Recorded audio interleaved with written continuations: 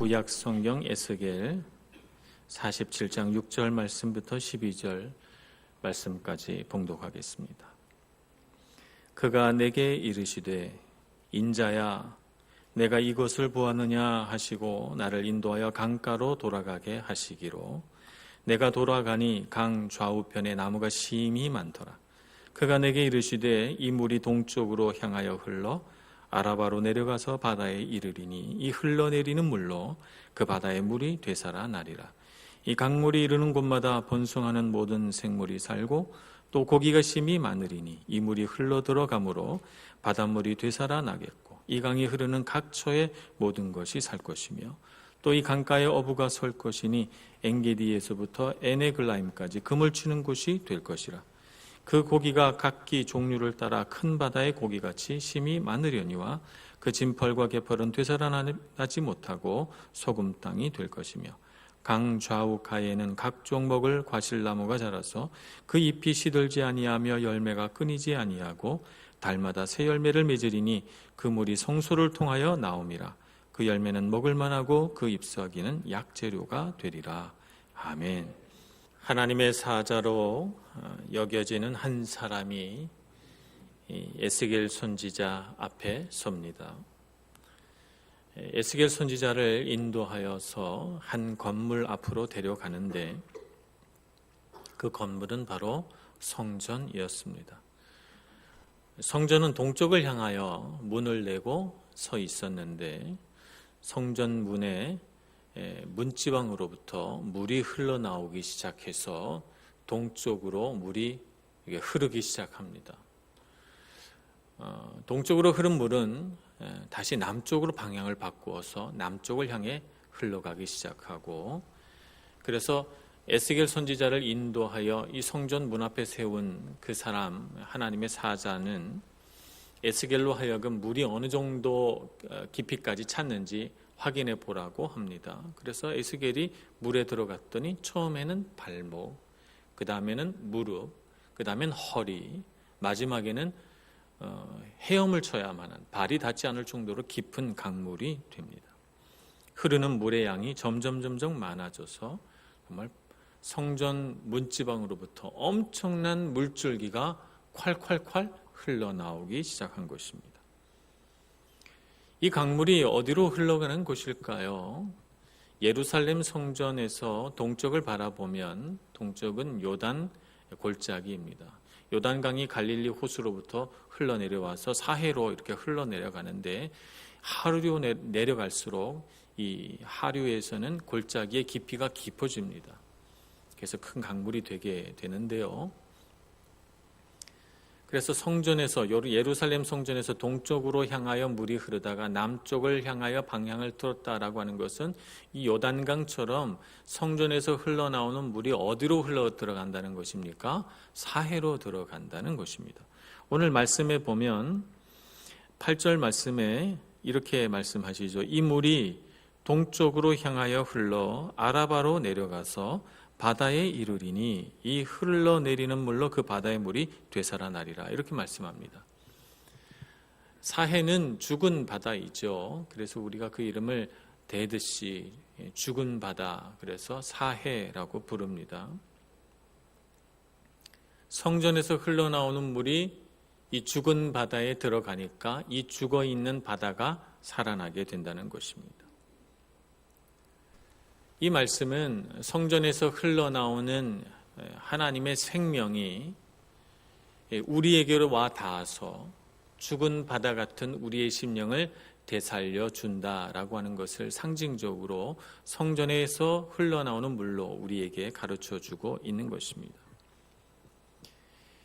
문지방에서 흘러나왔다는 것이 매우 특징적인데요. 문지방은 외부 세계와의 경계를 삼는 것이 문지방이죠. 그래서 문지방 안쪽은 나의 집, 문지방을 넘어서면 이제 나의 집이 아닌 외부 세계가 되는 것입니다. 그래서 보통 우리 성경에서 문지방을 넘는다 그러면 한 영역에서 다른 영역으로 넘어서는 것을 의미하죠. 처음 애굽 땅에서 탈출할 때 첫 번째 유월절을 보낼 때 어떤 일이 있었습니까? 하나님께서 보내신 죽음의 사자가 애굽에 있는 모든 첫 새끼와 첫 아들을 죽이던 그날 이스라엘 백성들은 어린 양을 잡아 하나님 앞에 제사 드리고 그 피를 문설주 곧 문 기둥과 문 지방 문의 그 경계에 발라서 죽음의 사자로 하여금 여기가 이스라엘 백성의 집이구나 하는 것을 알아볼 수 있게 표시했습니다. 그러니까 문지방은 하나의 이스라엘 백성이 살고 있는 그 경계선이 되는 셈이죠. 물이 흘러 사해로 흘러 들어갑니다. 그 물은 성전의 문지방으로부터 흘러나와서 하나님의 영역에 속해 있는 그 생명이 사람의 영역에 속해 있는 한 곳으로 흘러 들어가는 것이죠. 하나님의 영역 안에는 생명이 충만하지만 사람의 영역 안에는 자꾸자꾸 흘러 들어가면 결국 죽어버리는 그 결과는 죽음밖에 없는 우리 인간의 영역에 하나님의 생명의 물이 와서 닿으니까 그 물이 되살아납니다. 그래서 죽음의 바다가 생명의 바다가 돼서 그 바다에는 고기가 살게 되고 그 흘러들어가는 물의 양옆에는 나무들이 많이 자라게 되고 심지어는 과일나무들도 자라서 그 과일나무들이 맺는 열매로 먹게 되고 또 그 잎사귀는 약재료가 돼서 그 잎사귀를 따서 먹는 사람도 생명을 살게 되는 그렇게 은혜로운 일들이 이 물을 통해서 벌어지게 됩니다. 우리가 성소 그러면 이제 하나님께서 계신 곳이다 이렇게 말합니다. 예루살렘 성전을 바라보며 하나님께서 계신 곳 이렇게 이스라엘 백성들은 생각했습니다만 성경에서 여러 번에 걸쳐서 하나님은 성전이라고 하는 한 곳에 묶여 있는 분이 아니시다 이렇게 말씀하시죠. 하나님은 무소부재하시다 이렇게 우리가 표현합니다. 무소부재하다는 말은 하나님은 이 세상 모든 곳에 다 계신다 하는 말입니다. 그러니 어찌 하나님께서 성소라고 하는 한 장소에만 있겠습니까? 성소라고 하는 곳, 성전이라고 하는 것을 조금 더 정확하게 표현하자면 모든 곳에 다 계시고 모든 곳에 충만하신 하나님을 특별히 한 장소에서 예배하는 곳이다 이렇게 표현할 수가 있습니다. 하나님께 예배하는 곳, 하나님께 예배하는 곳이라고 하는 이 말은 우리가 사람이 하나님과 관계를 맺는 곳이다 이렇게 말할 수 있습니다. 예배를 통해서 관계를 맺고 기도를 통해서 관계를 맺습니다. 하나님과 관계를 맺음으로 하나님의 영역에 속해 있는 어떤 것이 사람의 영역으로 흘러 들어오게 됩니다. 예배를 통해서 기도를 통해서 흘러 들어와서 그 흘러 들어온 것을 오늘 에스겔 47장에서는 물로 표현하고 있는 것이죠. 하나님의 영역에 속한 것의 가장 놀라운 특징은 생명이 가득하다는 것입니다. 그 생명이 우리에게로 흘러 들어온다는 것을 의미합니다. 그러니 성소에서 하나님께 예배하는 것은 얼마나 중요합니까? 얼마나 복된 일입니까? 우리가 하나님 앞에 드리는 이 예배가 우리를 살게 하고 우리의 모든 죽어 있는 것들을 회복시킬 줄 믿습니까? 우린 그것을 믿고 예배가 얼마나 소중한지를 알고 예배에 헌신된 사람이 되어야 할 줄로 믿습니다.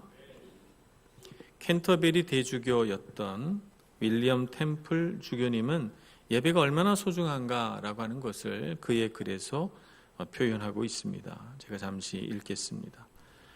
참된 영적 예배야말로 무딘 양심과 혼돈을 치유하는 방법이다. 왜냐하면 예배는 우리의 모든 본성을 하나님께 복종시키는 행위이기 때문이다. 거룩하시고 진리이시며 사랑 많으시고 아름다우신 하나님을 예배함으로써 양심이 되살아나고 생각이 힘을 얻으며 마음이 열리고 헛된 상상이 정화될 뿐 아니라 그분의 뜻에 복종하게 된다. 예배를 드릴 때 온 힘을 다해 그분을 숭배하게 되고 이기심 없는 순수한 감정을 갖게 된다. 그러므로 예배만이 우리의 원죄이자 모든 악의 근원인 자기 본위의 자세를 고칠 수 있다. 그렇다 영과 진리로 예배하는 것만이 모든 혼돈을 해결하고 인간을 죄에서 해방하는 유일한 길이다. 이렇게 정의를 했습니다. 우리 사람이 죽음으로 향하게 되는 이유는 하나입니다. 그것은 우리가 자꾸 죄를 짓기 때문이죠. 우리가 죄인이라는 사실은 우리 삶에 죽음이 기다리고 있다는 것을 의미합니다. 우리가 죄를 짓는 이유는 우리가 하나님 뜻을 따라 사는 것이 아니고 내 마음대로 살고 싶고 나 중심으로 살고자 한다는 것을 의미합니다. 하나님 중심으로 살아야 하는데 나는 나 중심으로 내 본의대로 살아가려고 한다는 것이죠. 그런데 예배하는 순간 나 중심으로 살던 나의 잘못된 방식을 하나님 앞에 내려놓고 하나님 중심의 삶의 방법을 내가 받아들임으로써 내 안에 있는 죄를 자꾸 짓게 만들어서 죽음에 이르게 하는 그 모든 근원을 치유하게 된다는 것이죠. 그래서 우리의 생각이 바뀌고 우리의 심령이 바뀌게 되고 우리 마음속에 있는 가장 순수하고 진실된 마음이 예배를 통해서 회복되기 때문에 그래서 예배는 생명이다라고 말하는 것입니다. 예배에 헌신된 사람이 생명을 얻습니다. 우리가 예배를 월십이라고 표현합니다. 제가 몇 번 말씀드린 것 같은데요. 월십이라고 하는 것은 월스와 쉽의 합성어입니다. 가치로운 것을 가치롭게 하는 것을 예배라고 하죠. 구약 성경에서는 예배는 엎드려 자신의 존경을 표하는 것으로 생각했습니다. 그래서 구약 성경에 등장하는 많은 인물들은 하나님의 사자가 나타나면 그 앞에 엎드렸습니다. 하나님 경외하는 마음을 몸으로 표현한 것이죠. 그 앞에 엎드려서 경배했습니다. 우리가 하나님 앞에 예배하는 것은 그분이 경배를 받으시기에 합당하시기 때문에 그렇습니다. 요한계시록 4장 11절에서는 이렇게 말씀합니다. 우리 주 하나님이여 영광과 존귀와 능력을 받으시는 것이 합당하오니. 주님께서 영광과 존귀와 능력과 찬송을 받으시는 것이 합당하다고 우리는 생각해야 합니다. 그래서 우리 주님 앞에 어떻게 하면 주님을 영화롭게 할까, 어떻게 하면 주님을 높여드릴까 하는 것을 생각해야 되는 것이죠. 그런 우리의 마음을 조금 더 분석적으로 생각을 해보면 우리는 전인격적으로 주님께 예배해야 합니다. 전인격적으로 예배한다는 것은 우리 마음에 있는 세 가지 요소, 우리의 감정과 우리의 지성과 우리의 의지를 다 들여서 하나님을 예배한다는 것을 의미합니다. 그러니까 우리가 예배할 때 우리는 감정적으로 하나님을 예배하는 기쁨이 충만해야 합니다. 하나님 앞에 섰을 때 감격이 있고 기쁨이 있고 감사가 있어서 그런 감정이 우리 안에 막 이렇게 용수숨 쳐야 마땅합니다. 우리는 하나님의 말씀을 지성을 사용해서 깨닫고 이해하고 주님의 말씀이 맞다, 우리는 아멘이라고 화답합니다. 우리는 하나님의 말씀을 듣고 그 깨달은 바를 우리 마음에 결심합니다. 이렇게 살아야 되겠구나. 우리의 의지를 드리는 것입니다. 그래서 우리는 우리의 감정과 지성과 의지를 사용해서 하나님 앞에 예배해야 합니다. 이런 우리 마음 안에 있는 태도만 중요한 것이 아니고 우리가 우리 몸으로 표현하는 것도 굉장히 중요합니다. 그래서 예배는 외적인 행위로도 나타나야 마땅합니다. 우리의 감정적인 표현은 우리의 찬양을 통해서 나타나고 우리 기도를 통해서 하나님 앞에 드려지게 됩니다. 우리의 지성과 우리 의지로 깨닫고 결심한 것을 우리는 하나님 앞에 실천합니다. 섬기고 봉사하고 하나님 앞에 드립니다. 이렇게 함으로써 우리가 하나님 앞에 진실되게 예배하고 있다는 사실을 우리 몸의 표현으로 하나님 앞에 알려드리는 것이죠. 이렇게 해서 우리는 하나님 앞에 예배할 때 우리의 마음의 모든 것을 다해서 우리 육체의 모든 행위를 다 표현해서 하나님 앞에 예배하는 것입니다. 그러므로 예배라고 하는 것은 구경하는 것이 아닙니다. 참여하는 것이고 행하는 것입니다. 만약 교회에 와서 내가 구경꾼으로 앉아 있다면 오늘 찬양대 얼마나 잘하나, 오늘 기도하는 사람이 얼마나 잘 기도하나, 설교는 얼마나 잘하나, 구경꾼으로 앉아 있다면 이 사람은 예배에 이미 실패하고 있는 것입니다. 어떤 사람이 예배에 성공하는 사람입니까? 예배하기 위하여 최선을 다하는 사람입니다. 앞에서 아무리 화려한 음악을 연주하고 아무리 멋진 설교를 하고 감동 있는 예배가 진행되고 있어도 내 마음이 하나님을 향해 예배하고 있지 않다면 그 사람은 올바른 예배를 드리고 있지 않다라고 말할 것입니다.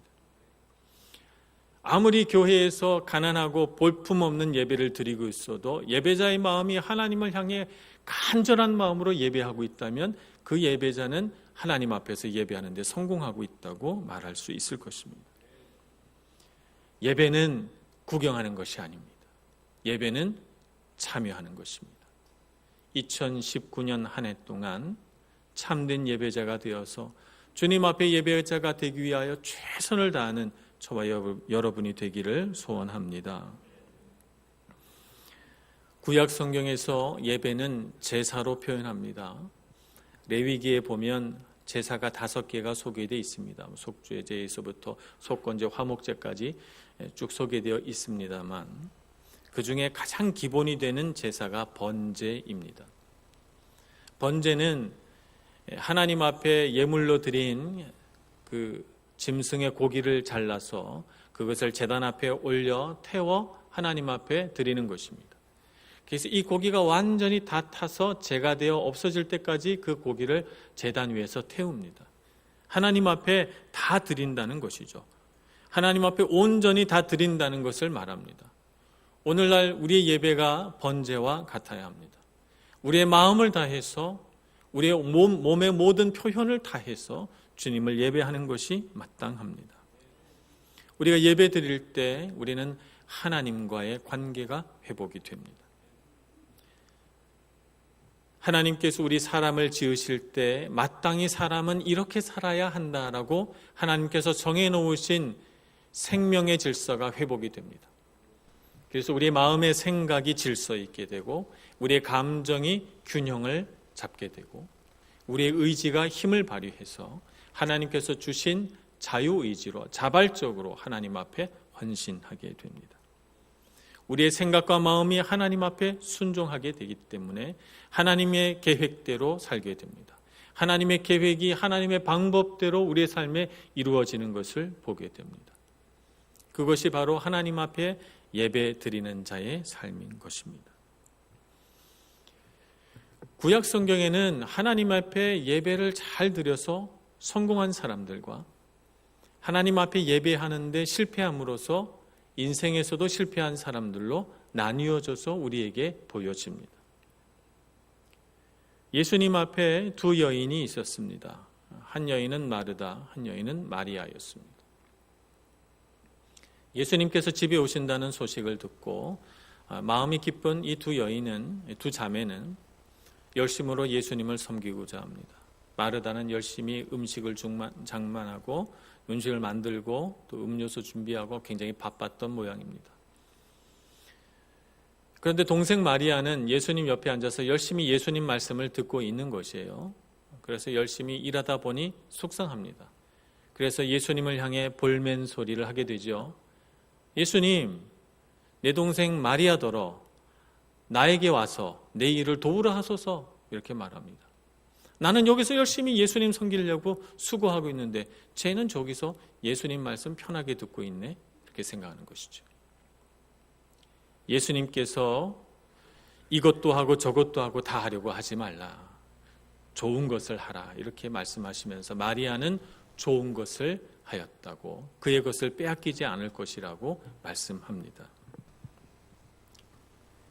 우리는 무엇이 중요한지 알아야 합니다. 우리가 주님 앞에 가장 중요한 것은 예배하는 일입니다. 예배가 바로 돼 있고, 그리고 봉사도 있고, 섬김도 있고, 구제도 있고, 선교도 있는 것이지, 예배가 안 되는데 봉사하고 섬기려고 하다 보면 꼭 마르다처럼 시험 드는 일이 생기고, 나는 여기서 이렇게 봉사하고 있는데 저 사람은 저렇게 편하게 있나, 이런 생각이 드니까 신앙생활이 즐겁지 않습니다. 예배에 실패하면 교회 앞에서 헌신하고 섬기는 일도 실패하게 됩니다. 예배에 실패한 사람 또 어떤 사람이 있을까요? 사울이라고 하는 사람을 예로 들 수 있겠습니다. 그는 블레셋과 전쟁이 있어서 전쟁터로 나갑니다. 군사가 대치하고 있는 상황에서 블레셋 군이 너무나도 세 보이니까 병사들이 밤마다 탈영을 합니다. 아침에 일어나 보면 수백 명씩 줄어들어 있습니다. 밤마다 도망간 것이죠. 사무엘이 제사 드리러 오면 하나님 앞에 제사하고 병사들의 사기를 올려서 전쟁에서 이겨봐야지 이렇게 생각하고 기다리고 있는데 사무엘이 온다고 했는데 오지 않습니다. 그리고 7일이 지나가 버립니다. 마음이 다급해진 사울은 안 되겠다. 나라도 예배를 드려야지 이렇게 생각하고는 병사들을 모아서 자기가 제사장처럼 예배를 드립니다. 그 예배가 끝나자마자 사무엘이 도착해서 왜 기다리지 못했느냐고 꾸중을 하게 됩니다. 사무엘을 기다리지 못한 이유는 무엇입니까? 백성들이 자꾸 전쟁터를 이탈하여 도망가니까 마음이 조급해져서 어떻게 해서라도 백성들을, 이 병사들을 전쟁터에 붙잡아 두기 위하여 예배드린 것입니다. 하나님을 향하여 예배드린 것이 아니고 사람들을 붙잡아 두려고 하나님을 수단으로 삼은 것이죠. 한 가지 목적을 위하여 하나님을 이용한 것입니다. 하나님은 하나님 자신을 목적이 아니라 수단으로 이용하는 사람의 예배는 받지 않으십니다. 우리는 이것을 꼭 알아야 합니다. 사울에게 있어서 가장 근본적인 문제는 무엇입니까? 예배에 실패했다는 것입니다. 예배에 실패하니까 하나님과의 관계 안에서도 실패가 일어나고 그 안에서 그의 신앙생활은 무너졌고 그러므로 그의 삶도 함께 무너지는 것을 우리는 봅니다. 예배가 이렇게 중요합니다. 아나니아와 삽비라를 또 예로 들 수 있습니다. 초대교회 많은 사람들이 교회에 모인 가난한 사람들과 과부와 고아를 돕기 위해서 자신의 재산을 팔아서 하나님 앞에 드립니다. 땅을 팔기도 하고 밭을 팔기도 하고 집을 팔기도 했습니다. 그리고 교회 앞에 가지고 나오면 그것을 나누어서 교회 공동체 안에 가난하고 어려운 이웃들을 도우면서 참 행복한 신앙생활을 했습니다. 그래서 아나니아와 삽비라도 땅을 팔아서 하나님 앞에 드리기로 작정했습니다. 근데 막상 땅을 팔고 보니까 다 드리려니까 아까운 것이죠. 그래서 안 주겠다고 말할 수도 없고 안 드리겠다고 할 수도 없고 그래서 그들은 반은 집에다 숨겨놓고 반만 가지고 나와서 하나님 앞에 드립니다. 그들이 이렇게 한 이유는 정말 하나님 앞에 드리고자 함이 아니었어요. 사람들에게 신앙 좋은 사람이라고 칭찬받기 위해서 그렇게 한 건데 그러니까 아까운 것입니다. 하나님과의 관계에 집중하지 못하고 사람들에게 인정받고 칭찬받는 것이 그에게 먼저였기 때문에 예배에 실패한 것이죠. 예배에 실패하니 하나님 앞에 온전히 드릴 수가 없습니다. 온전히 드리지 못하니 그들의 인생도 함께 무너진 것입니다. 예배에 실패하면 이렇게 됩니다. 반면에 예배에 성공한 사람들도 있습니다. 요셉은 예배에 성공한 사람이라고 할 수 있습니다. 그는 형들에게 미움을 받아서 노예로 팔립니다. 노예라고 그러면 우리 살아가는 세상에서 가장 낮은 위치에 있는 그런 신분이라고 할 수 있는데 노예보다 더 낮은 자리가 있을까 싶은데 그 밑에도 있었습니다. 노예이면서 감옥에 가는 겁니다. 그래서 그는 감옥 속에도 들어갑니다. 그러나 하나님께서는 요셉을 놀랍게 인도하셔서 애굽 땅의 총리가 되게 하시죠. 그가 어떻게 이런 정말 기이한 인생을, 신비로운 인생을 살게 된 것일까요? 어떻게 그는 인생의 가장 밑바닥에서 한 나라의 총리에 이르기까지 그렇게 이룰 수 있었을까요? 야곱은 그의 마지막 유언으로 하는 기도 속에서 요셉의 인생을 이렇게 한마디로 응축해서 표현합니다. 창세기 49장 22절 말씀입니다. 요셉은 무성한 가지 곧 샘 곁에 무성한 가지라 그 가지가 담을 넘었도다. 요셉이 그런 인생을 살게 됐던 이유는 하나밖에 없습니다. 그는 주님의 생명의 물에 뿌리를 내렸기 때문입니다. 주님 앞에 예배하는 일에 실패하지 않았기 때문입니다.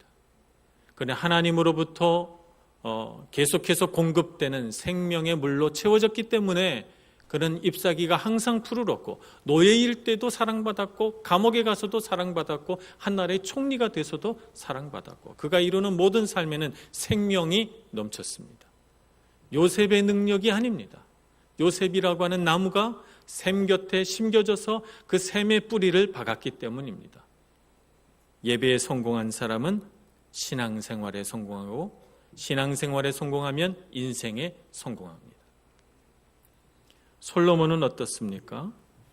솔로몬은 그 아버지가 돌아갈 때, 죽을 때 솔로몬에게 이릅니다. 솔로몬의 아버지는 다윗이죠. 유언처럼 이 한 말을 남깁니다. 열왕기상 2장 3절의 말씀입니다.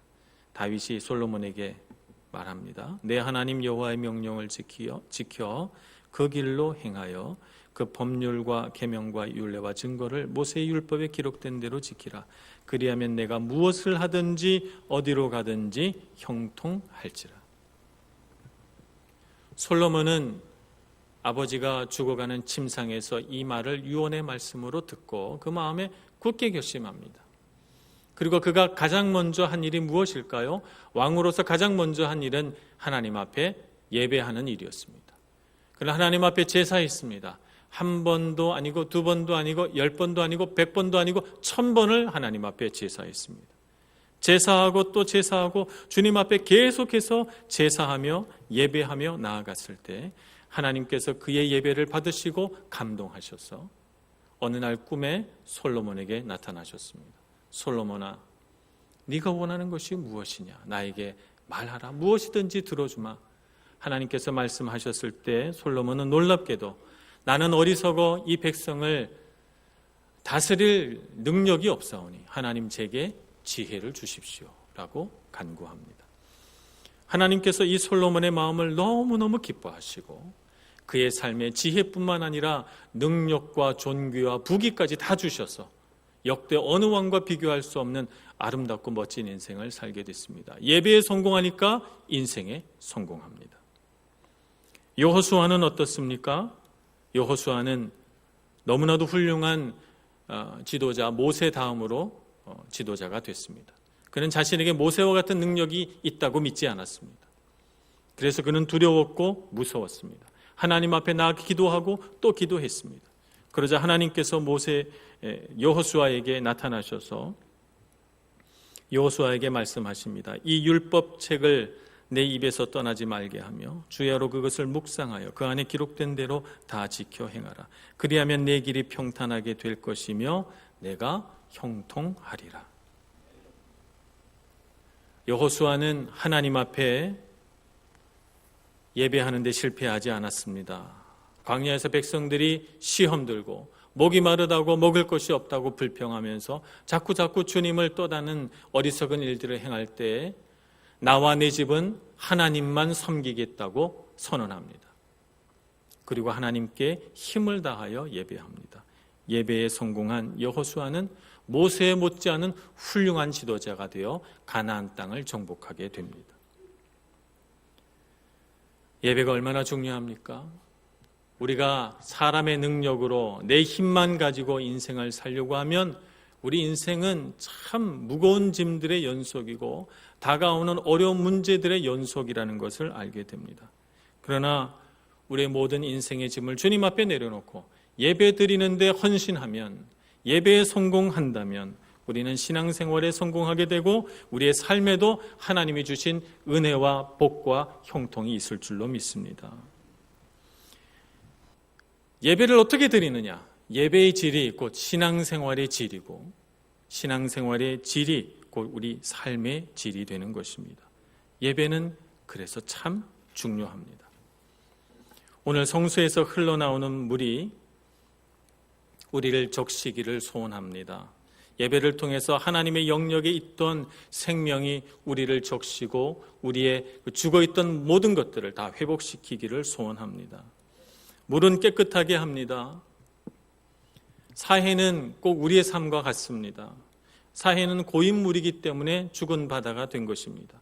우리 사람의 생각은 하나님을 만나기 전까지는 자기 생각에 갇혀 있습니다. 자기 감정에 갇혀 있습니다. 정욕에 사로잡혀 있습니다. 고집을 부립니다.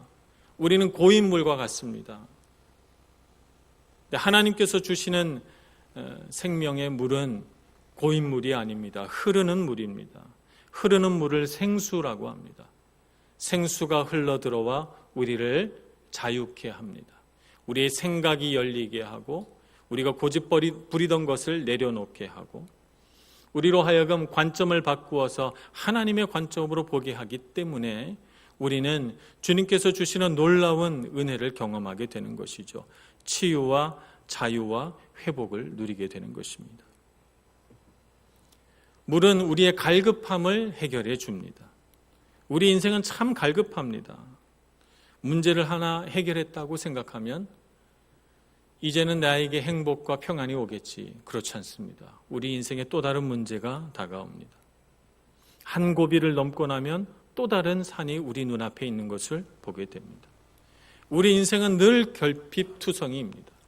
우리 인생은 무엇이 결핍되든 항상 결핍된 것을 갖고 있습니다. 우리의 마음은 그 수많은 결핍과 우리 인생의 문제들을 해결하느라고 메말라 버립니다. 갈급합니다. 그래서 부서집니다.